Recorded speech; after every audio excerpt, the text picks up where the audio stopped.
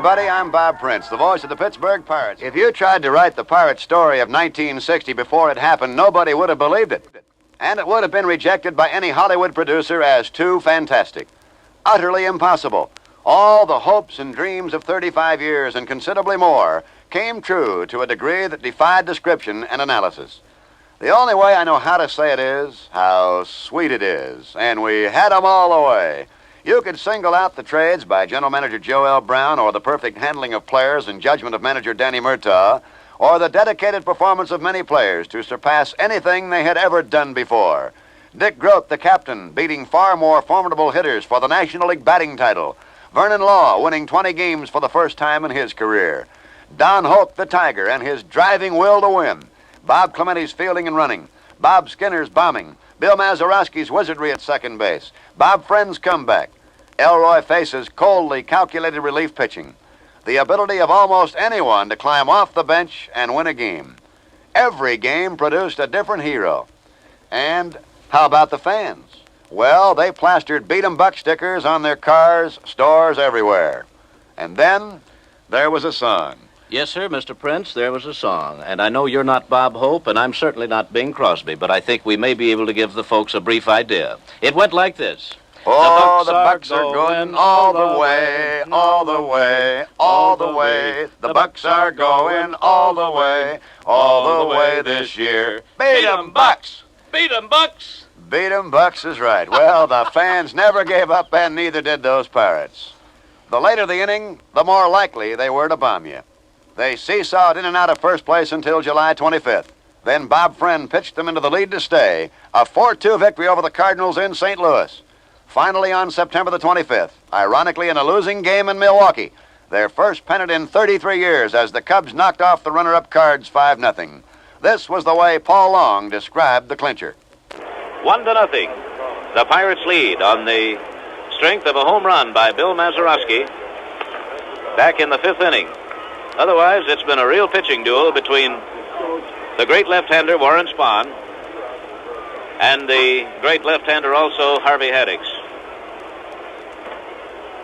Right now, it's 1-0. The Pirates lead. They've just won it. It's all over. They've got the report down there, Paul. The Pirates win it. The Pirates have It's won. all over. The Pirates have won the National League pennant on the basis of the Cardinals losing to the Chicago Cubs at Wrigley Field. It's all over. And this crowd here knows it. A lot of transistor radios here, and the applause has gone up. Clementi has just singled into center field. He's on first. But somehow, this 35,000 crowd, now they're making the announcement on the loudspeaker.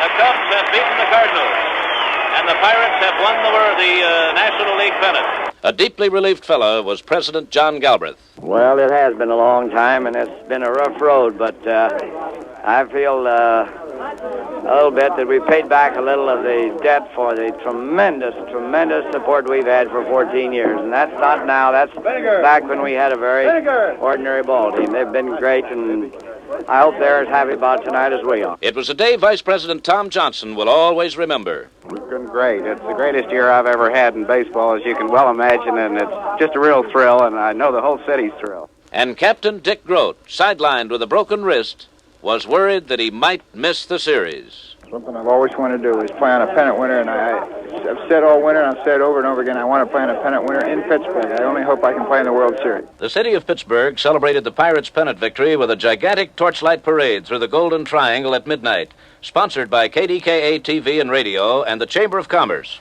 The World Series should have been anticlimactic, but it wasn't. Meanwhile, at a Gus Fan Club luncheon in the Pittsburgh Press Club, manager Danny Murtaugh received the first of many awards. He was inducted into their Hall of Fame. Murtaugh, in accepting the award, told this story. It got to be one of these knockdown battles.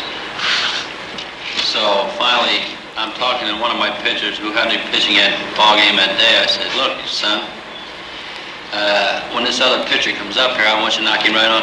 I want you to knock him down."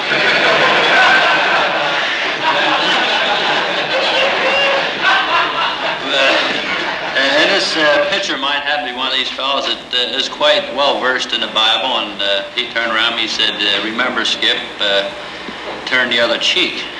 So I looked at him, I says, all right with me. I says, I'll turn that other cheek. I says, but if this guy don't get down, I says, it's going to cost you $100. So he looked at me and he says, they that live by the sword shall perish by the sword.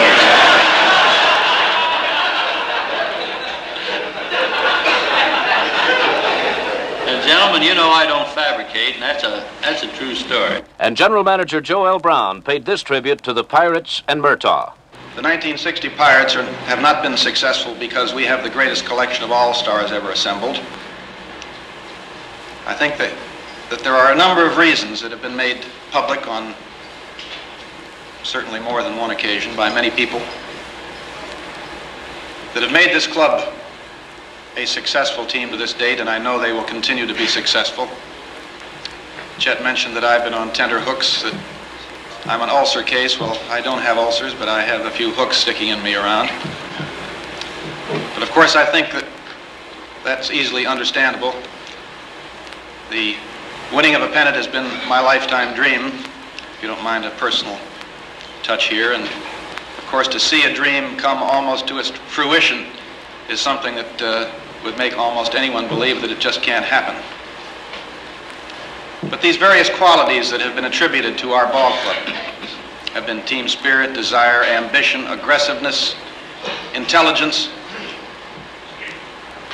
Those of you who have seen who saw Danny as a player and who have seen him as a manager, I think will recognize that those very same qualities are inherent in him. And I think those things in a ball club, while perhaps they are somewhat innate in the individual player, are instilled more than anything else by the manager. I think Danny Murtaugh is not only one of the game's outstanding managers, if not the best, but the most underrated. One loyal fan, the most loyal of them all, who deserved to see the great day when the pennant arrived, was the late Rosie Rosewell.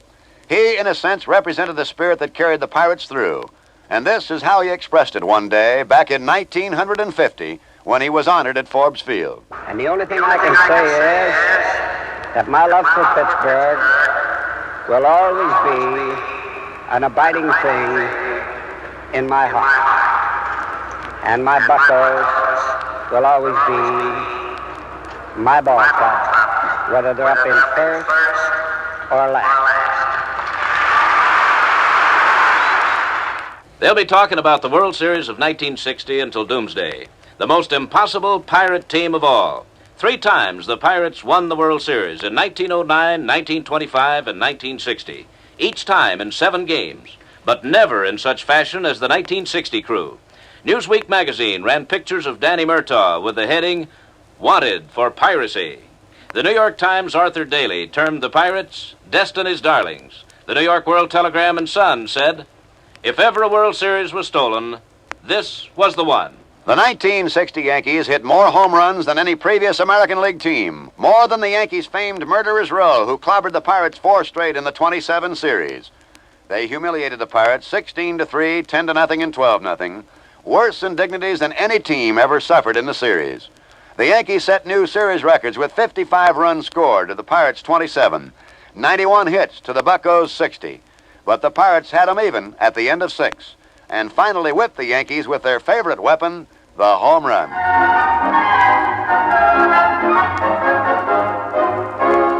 And here's what happened in the 7th and payoff game. The Pirates got off to a quick 2-run lead on Rocky Nelson's homer in the 1st inning. They grabbed 2 more in the 2nd inning. The Yanks came to life in the 5th with Moose Skowron's home run. Then they piled up 4 runs in the 6th to lead 5-4. Yogi Berra's home run off the Baron of the bullpen, Roy Face, was the big blast, scoring 3 runs. The Yankees teed off on Face for 2 more in the 8th, and it seemed to be all over. But in the last of the 8th, pinch hitter Gino Somoli singled. Burden got an infield hit. The ball took a bad hop and struck shortstop Tony Kubek on the Adam's apple. He clutched his throat and collapsed. Then Grote singled to left, scoring Somoli and making the score 7-5. Skinner was thrown out on an attempted sacrifice bunt. Now listen to Chuck Thompson, NBC's radio voice during the series, who described it this way. In typical World Series fashion, this one appears to be going right down to the wire. Now Blanchard pumping out the sign to Coates, who wigwags with that glove just a little bit. He wants to see that sign again. Now Coates is into the move. The 1-2 to Clemente. He swings a ground ball, slowly hit off the first base side, charging a scour. He makes a pickup. There'll be no play, and a run scores.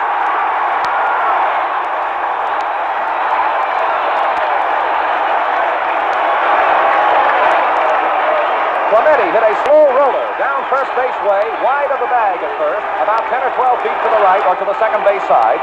Skowron came charging in, made the pickup on the ball, had no chance of a play at the plate because Verdon broke with the crack of the bat, and then realized that he couldn't get over there in time to get Clemente at first base, so the infield hit by Clemente has driven in the 6th Pirate run. Down to third base goes Grote. 2 out. It's the Yankees 7, the Pirates 6. And the batter will be catcher Hal Smith. Smith steps in with 2 down and Pirate runners at first and third, and this ballpark is going crazy. Coates into the set. He throws. Smith takes a strike right down the pipe, and Smitty was giving it a good look. 1 strike to right-hand batting Hal Smith. Clemente hit a little dribbler off the first base side, wide of the bag at first, and legged it out into a base hit. And, of course, Verdon was able to score the 6th run. Now the 1-strike pitch coming to Smith. It's high and a ball. 1 ball, 1 strike.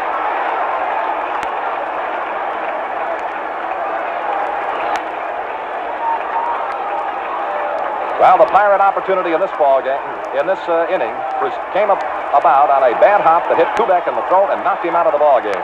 Now the 1-1 pitch coming down to Hal Smith. Here it is. Swing and a miss. Strike 2, and he really pulled the trigger. 1 ball, 2 strikes to Hal Smith, who gave it the big ripple, the Sunday punch, and couldn't find it. The tying run is at third base in the person of Dick Grote. The go-ahead run is out there at first in the person of Roberto Clemente. And now the set, the 1-2 pitch coming to Hal Smith. Coates throws. He started a swing and held back and is taken high for a ball. A check swing and a ball 2. 2-2 now. And for just a split second, every move of the Pirate dugout came to a stop on that call up there at the plate. But it was a high pitch, and Smith held back in the swing. So the count is 2-2. And Coates into the stretch. He sets, and the 2-2 to Smith. He swings a long fly ball deep to left field. I don't know, it might go out of here. It is going, gone!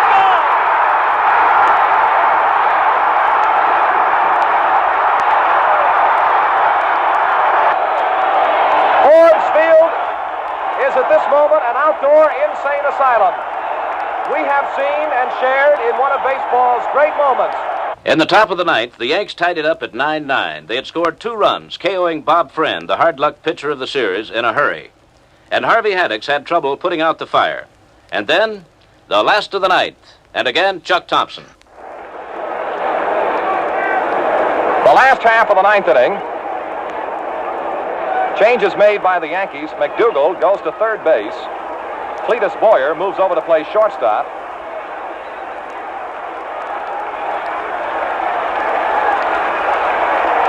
And Ralph Terry, of course, on the mound, will be facing Mazeroski. And to go over that Berra play once again, it was a hard-hit drive down the first base side. The Nelson fielded on the first hop and tagged the bag at first. That eliminated Berra. He was out. And then Mantle could have been in a rundown, but it was not the case. He dove back safely to first base. Here's a ball 1, too high now to Mazeroski. And the Yankees have tied the game in the top of the 9th inning. Well, a little while ago when we mentioned that this one, in typical fashion, was going right to the wire, little did we know. Art Ditmar throws. Here's a swing.